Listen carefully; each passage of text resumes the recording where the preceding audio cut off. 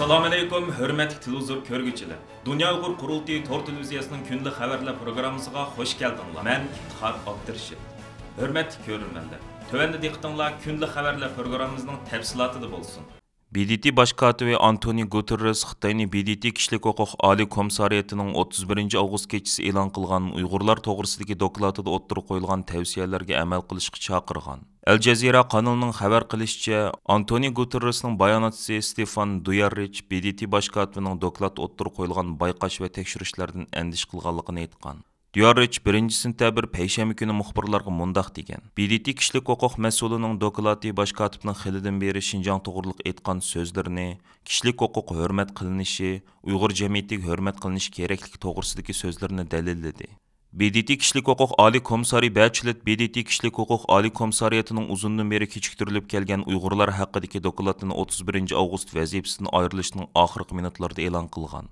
Dokladda Xitoyning Uyg'urlarga tutgan muomalasining xalqaro jinoyat, shundaqla insoniyatga qarshi jinoyat tashkil qilish mumkinligi ko'rsatilgan. Doklad xalqaroda qattiq g'ulg'ula qo'zg'ab, Xitoyni javobgarlik tortish to'g'risidagi chuqonlar tiximi avjiga chiqqan. Dokladga Amerika Tashqi ishlar ministrligidan Kanada Tashqi ishlar ministrligigacha, Avstraliya Tashqi ishlar ministrligidan Yevropa ittifoqining Tashqi ishlar oliy komissargacha bo'lgan g'arb ellari inkas qaytirgan. Lekin dokladga birmi islom davlati yoki musulmonlar ko'p sonliqdagi birormi davlat hozirga qadar inkas qaytirib boqmagan. Xitoy bu dokladning e'lon qilinishiga qat'iy qarshi turib, nurg'un 3-dunyo davlatlarini uning e'lon qilinishiga qarshi safarbar qilgan. Bachelet doklad e'lon qilinishidan bir qancha kun avval 40 dan 50 gacha Xitoyparast davlat uningdan dokladning e'lon qilinmasligini talab qilgan. Stefan Duyarric BDT baş katibining xilidan beri Şinjan to'g'riliq so'zlab kelganligini ta'kidlasimi, lekin Guterres kishilik huquq tashkilotlari va Amerika davlat majlisining ba'zi a'zolar tarafidan Uyg'ur irqiy qirg'inchiligiga sukut qilish bilan ayblanib kelgan edi. Lekin Stefan Duyarric 1-sentabr muxbirlar qilgan so'zida Guterresning doklad o'qiganlardan andish qilganligini ta'kidlash bilan birga, baş katib Xitoyning tekshirish dokladida o'ttirib qo'yilgan tavsiyalarga amal qilishni bekmi umid qilganligini aytgan.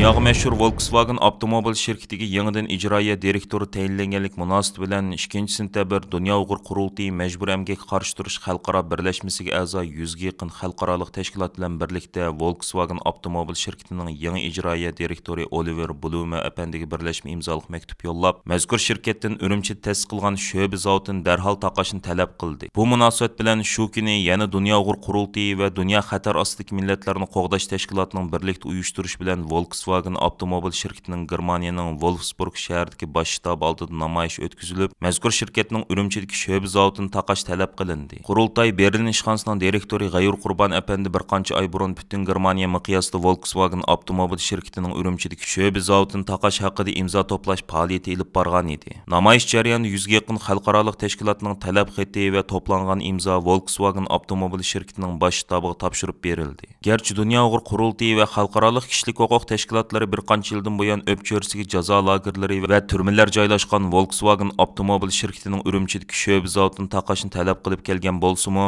ammo mazkur shirkatning sobiq ijroiya direktori ularning bu talabini izchil turda rad qilib kelgan edi. 1-sentabr Volkswagen avtomobil shirkatining yangi ijroiya direktorligiga tayinlangan Oliver Blume apandimning bu talablarga qanday inkas qaytirganligi texnicha noma'lum. Bu haqda Germaniya matbuotlarining va Germaniyadagi har qaysi sohalarning Volkswagen shirkatiga qaratgan besimlarimi uzluksiz kuchayib bormoqda.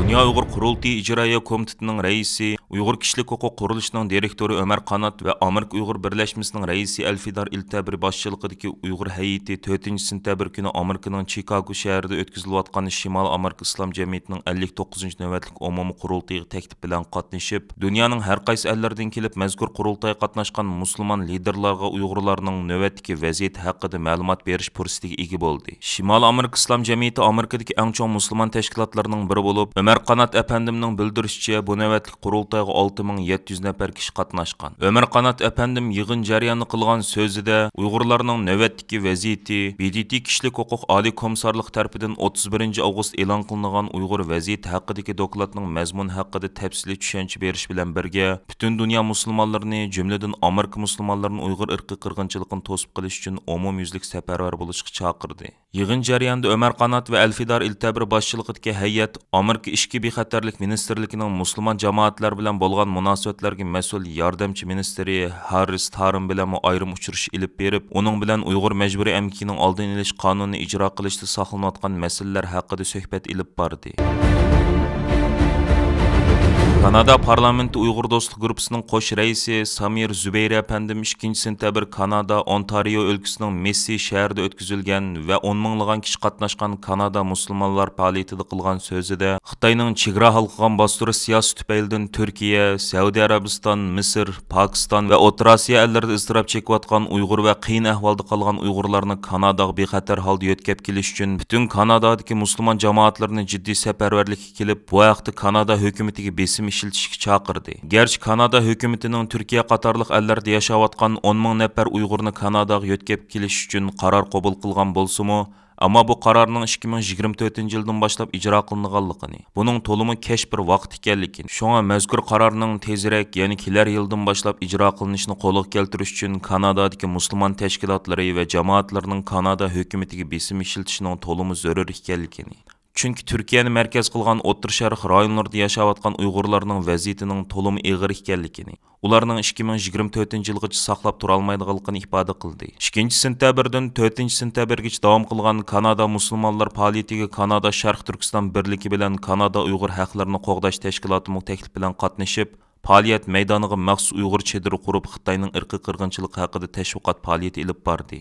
Mazkur faoliyatga qatnashgan Kanada parlamenti Uyg'ur do'stlik guruhining qo'sh raisi Samir Zubeyri va muavin raisi Garni Jens qatorliq 2 nafar parlament a'zosi maxsus Uyg'ur chedirini ziyorat qilib, chedir faoliyatiga riyosatchilik qilayotgan Kanada Sharq Turkiston birligining raisi va Kanada Uyg'ur haqlarini qo'g'dash tashkilotining bosh kotibi Qayyum Masumov boshchiligidagi Uyg'ur heyeti bilan ko'rishib suhbat ilib bordi. Faoliyatdagi 3 kunlik chedir faoliyatiga riyosatchilik qilgan Qayyum Masumov apandim Kanadaning har qaysi rayonlaridan kelgan musulmon jamoatlarga va Kanada matbuotlariga Xitoy hokimiyatining Sharq Turkiston musulmonlari ustidan yurgizayotgan irqiy qirg'inchiligi va jinoiy qilmishlari fosh qilingan tashviqot varaqlari tarqatdi. Jurnalistlarning Uyg'ur masalasi haqidagi savollariga javob berdi. Yaponiya Uyg'ur jamiyatining 2021-yil 2-oyda Uyg'ur irqiy qirg'inchiligini to'xtayli degan shior ostida butun Yaponiya miqyosida boshlatgan norozilik harakatlari izchil davom qilmoqda. Bu munosabat bilan 3-sentabr kuni Yaponiya Uyg'ur jamiyati Karvan guruhisidagi qarindoshlar Yaponiya Uyg'ur jamiyatining muavin raislaridan Ahmadjon Letib va Xolmat Rozaxullarning boshlamchiligida Yaponiya Kanagawa o'lkasining Yamato shahrida Uyg'ur irqiy qirg'inchiligi fosh qilingan tashviqot varaq tarqitish va Uyg'urlarning hozirgi ahvoli to'g'risida guvohlik berish yig'ini uyushtirdi. Shahar markazida ilib berilgan tashviqot varaq tarqitish faoliyatida atrofdagi ommaga 1000 varaqdan ortiq tashviqot varaq tarqitildi.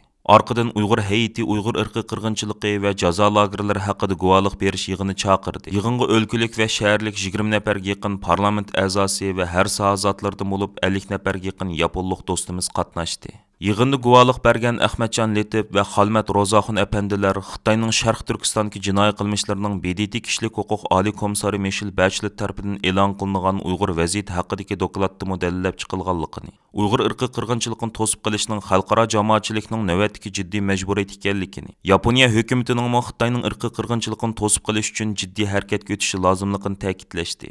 Yaponiya Uyg'ur jamiyatining fidoyi a'zolari har hafta degidek butun Yaponiyani karvon shaklida aylanib yurib Uyg'ur davosini anglitishni davomlashtirib kelmoqda. Yamato shahrida o'tkazilgan guvohlik berish yig'inidan keyin istansimizning maxsus ziyoratini qabul qilgan Ahmadjon Letib bu vaqtda qisqacha ma'lumot berib mundoq dedi. Bugün Kanagawa o'lkasidagi Yamato shahrida tunji qitim Uyg'ur qirg'inchiligi to'g'risida guvohlik berish, tashviqot varaq tarqatish faoliyatini ilib bordik. Bu faoliyat o'ng'ush bo'ldi. Nurg'un odam keldi, ham o'zlarining shahridanmi hukumatga besim tushiradigan bir nimani qarorni ma'qullatish uchun kuch chiqarganlar to'g'risida nurg'un fuqarolar ko'z yoshlarini qilgan holatda bizlarga va'da berdi. Ahamiyatli bir faoliyat bo'ldi. Aziz ko'ruvchilar, yuqorida diqqatingizga Dunyo Uyg'ur qurultiyi to'r televiziyasining kunlik xabarlar programmasini sundik. Keyin qitimliq sonimizda ko'rishaylik. Aman bo'lgaysizlar. Stansimizning YouTube kanaliga a'zo bo'lishni unutmang. Xayr xo'sh.